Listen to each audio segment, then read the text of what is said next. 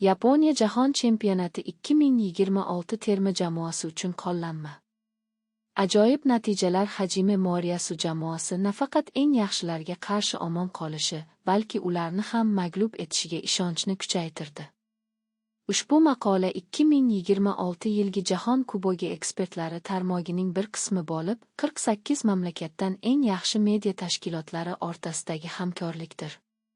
The Guardian.com sayti 11 iyun kuni start oladigan turnir arafasida har kuni 3 mamlakatdan prevyular olib boradi. O'qishni davom ettiring.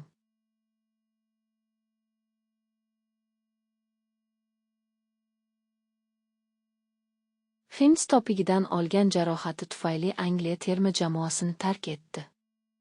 Himoyachi Taylor Hins o'tgan hafta to'pig'idan jarohat olgani uchun Angliya terma jamoasini tark etdi.